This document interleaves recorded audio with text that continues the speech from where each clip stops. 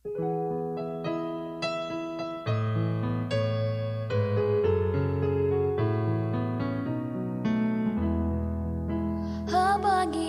hagani ka birthday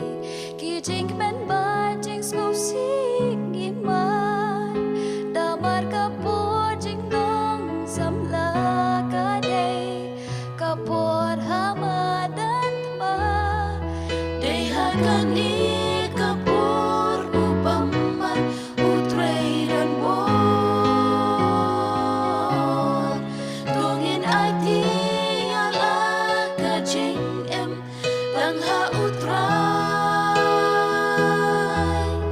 bangin lanya kipur upaman bacing kwa prai tuwat penserim ya ladi bat kani ka birthday na bangi haka birthday om jong ka birthday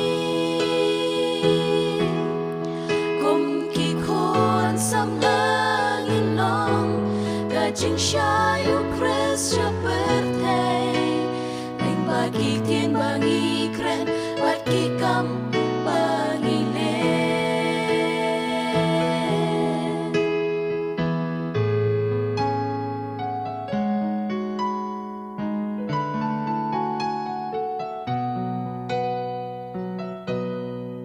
Kat banang yat kis ngi bat ki po Kajing start birthday kala nang kim Kat baga jing long ba kenjamin sim Kala nang yay yardot Ka akor bat buram kisamla Kala nang do Tungin yay pasya utray hajing dway Man lagi po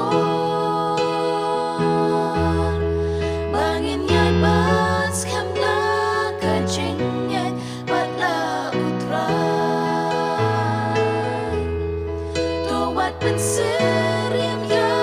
ladi bat kari ka birthday na bagi haga birthday om jong ka birthday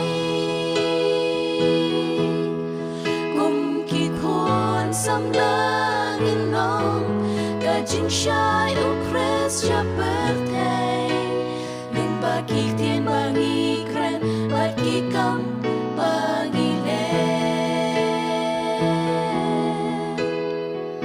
Shai, nhìn nhai long chinh shai utrai, ha birthday ba dum nhìn tbe chinh shai, wat la birthday ka shun yagi, na bangim long jong ka birthday.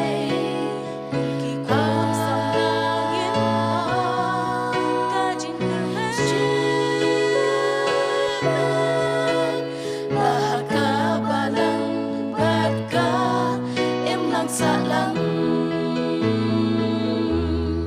tuwat penserim ya ladi bat kari ka birthday na bangi